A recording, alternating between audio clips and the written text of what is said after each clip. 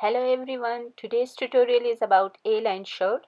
Basically it's normal drafting up to your bust line, and after that you can keep your shirt as wide as you like.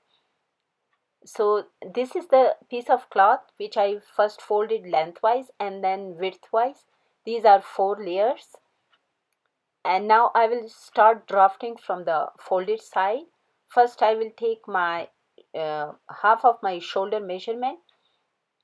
Now I am started drafting from the folded side of the shirt. First I will take half of my shoulder measurement and mark that. After marking half of my shoulder measurement, I am marking 1 inch down for shoulder slope.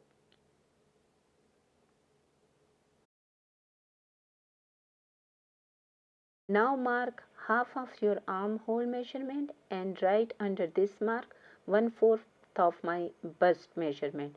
Now mark the length of the shirt. After marking the length, draw a straight line to the other side of the width. Now join the bust point to this point with a diagonal line. After that, join the armhole points to give it a shape. Now draw a 1/2 inch seam allowance all around the drafting.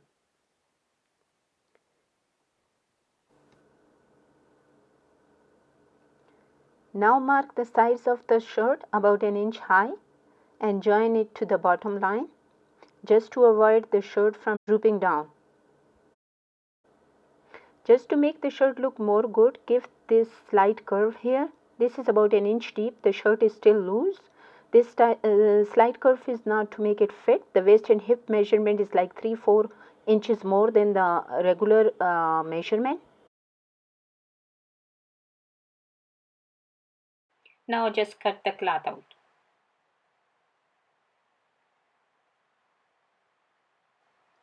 Now I am separating the back of the shirt from the front and drafting the neckline.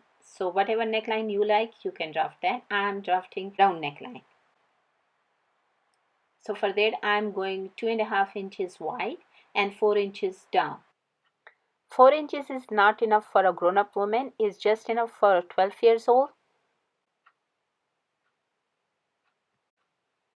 So this is how it looks. And now for the back, I'm going 2.5 inches wide and 1.5 inches deep and cutting it out. So this is the whole measurement. To stitch the shirt, first put both pieces together, front and back, and stitch on shoulders. And now you have this round neckline. Now to hem this neckline, take a long enough strip to go all around the neckline. So for that I measured the whole neckline and I cut this 1.5 wide and 4-5 inches more than the actual needed strip.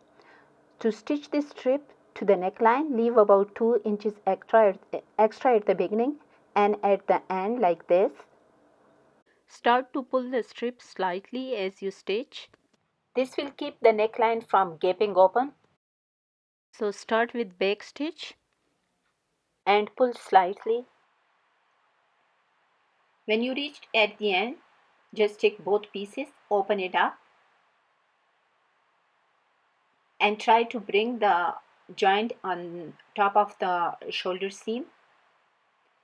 Put it together and run a stitch.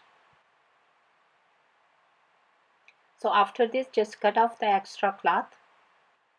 To avoid the bulk here, open up the seam, fold it, and then sew the way you were doing it before.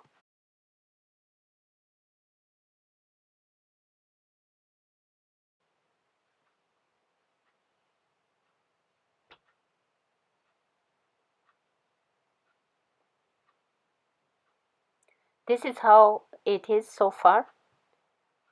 Now fold the edge toward the shirt and run a second stitch on the neckline. This will keep the edge from showing up. So this is the result, which I think is pretty good. To finish the shirt, now stitch both sides of the shirt. Hem the bottom edge. To hem the bottom edge, I folded it twice and run a stitch.